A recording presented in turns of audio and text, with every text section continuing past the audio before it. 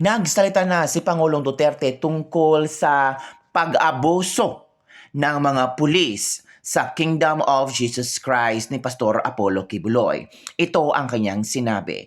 I strongly condemn for the use of excessive and unnecessary force in serving the warrant of arrest for Pastor Apollo Kibuloy of the Kingdom of Jesus Christ by police officers who are not even from Davao City. This incident occurred within a place of worship and on school premises, which is absolutely unacceptable.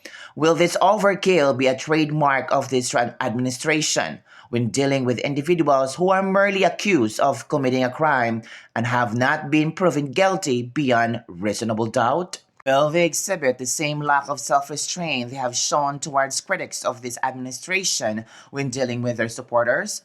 How can this administration guarantee the preservation of the constitutional rights of our fellow Filipinos when even the most fundamental of these rights are being trampled upon and blatantly violated? Kung naalala nyo, may video nilabas si Pangulong Duterte noong kasagsagan ng eleksyon. Naku po, baka tayo'y masampal sa katotohanan na ngayon ay na-experience na natin. Watch this video and this will make you realize the truth. Sunod kong i-share sa inyo. Hello, Mary Jane from Switzerland. Ito. Sino ang hindi nakakalimot nito? Sino ang hindi nakakalimot? Manood tayo. Hindi ako believe na. He's really a weak leader. Oh. Kaya ako sabi, totoo yan, hindi ako naninira ng tao. Talagang weak. Kasi spoiled child, only son. Of course, he can talk. He delivers English articulate. Pero ang-aral kasi kung saan-saan sa labas. Pero kasabihin mo na may crisis, gano'n. He's a weak leader. At saka may bagahe siya. Ano nga sinasabi ko? Sino dito ang galit na galit kay Tatay Digong noong sinabi niya na siya ay isang weak leader? Noong bulag na bulag pa kayo ba? Noong mahal na mahal nyo pa si VVM. Inaway nyo si Digong. Hinabi nyo, itong si Digong, insecure. Ayaw niyang manalo si VVM ngayon. 'Di ba? Tama si Digong. Tama si Duterte. Nabitag tayo. Ang tawag dito? 'Di ba mga kabibing? Tama si Digong. He is a weak leader. May mga bagahe siyang dala. Totoo yan. I do not voice lies. Masisira ka. Pero bantay ka yan. Kumali ang Pilipinas na. I'm not saying mas maghusay ako. Diba? Nagkamali talaga.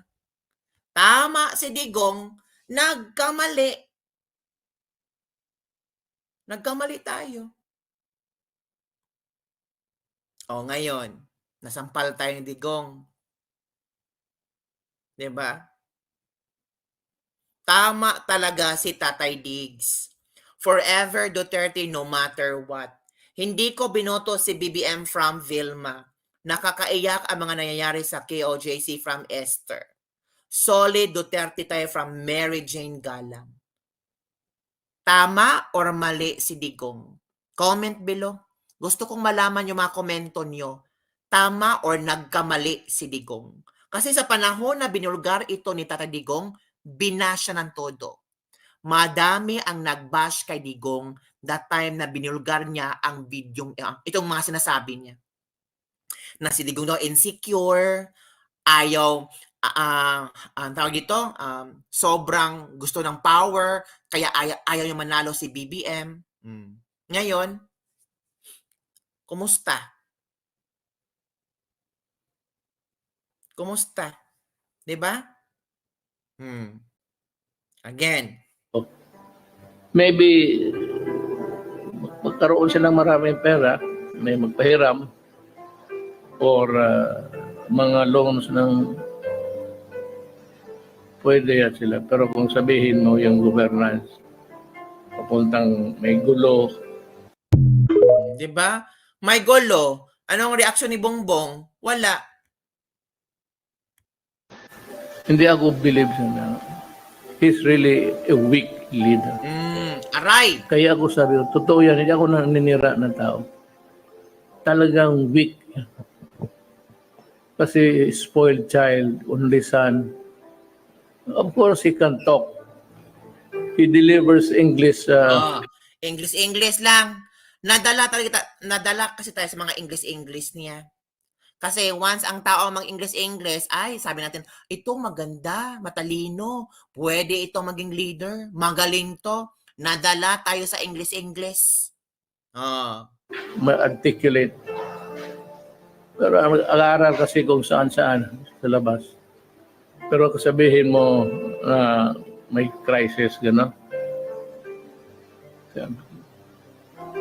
He's a weak leader.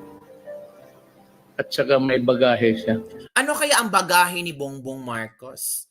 Ano kaya ang pinupunto ni Tata Digong na bagahe niya? O ngayon ha, naranasan na natin si BBM. Ano kaya ang bagahe na sinasabi ni Digong sa video na ito? Naranasan na natin siya.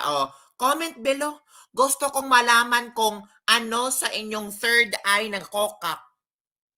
Yung mga third eye kokak, paganahin nyo, ano ba ang bagahe na dala-dala ni Bongbong Marcos? Paganahin ang mga third eye na kokak. Third eye na kokak, paganahin nyo. Gusto kong makita yung sagot niyo dito. Ako, may sinabi si Marisa. Sabi ni Marisa, ako nag-alinglangan. Naniwala ako kay Tatay Digong, pero tigas ulo ko. Nabodol din ako kasi si Inday Sara ang tinitingnan ko. Pati si Inday Sara nabodol din. Yan ha. Vangag na vangag. Fulvoron. Noon, di ako iniwala na weak leader ito na ramdam na natin ngayon from Shuni.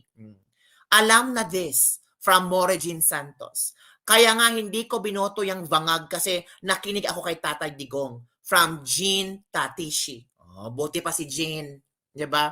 Ito si Jean ang tinatawag na solid kasi nakinig siya sa advice ni Tatay Digong. Goldilocks Polvoron from Myrna Lim. Sabi ni Myrna Lim ha, Goldilocks Polvoron daw. Baka nagtitinda ng Goldilocks. Ang bagahe po ay nothing else but white powdery substance. From mga taga-GFF. Ikaw talaga GFF ha? White, powdery substance. Diba? Tama si PRRD. Kung mababalik lang ang panahon, hindi talaga ako uulit. Sabi ni Carolina Moreto. Diba? Isang malaking pagsisisi ba? Diba? Isang malaking pagsisisi. At ang hirap magpapanggap na nagkamali. Yun na. Nagkamali. Nagkamali tayo. Pero lalaban. Diba?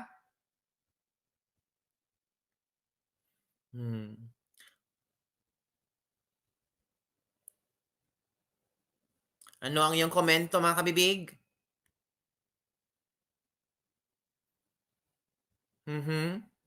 Nagkamali ba tayo?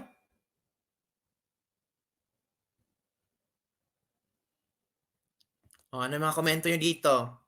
Yan ang laging bit-bit, Paul. Need translation, kabibig. Ay, translation. Bakit kailangan ng translation? Translation ba, kabibig?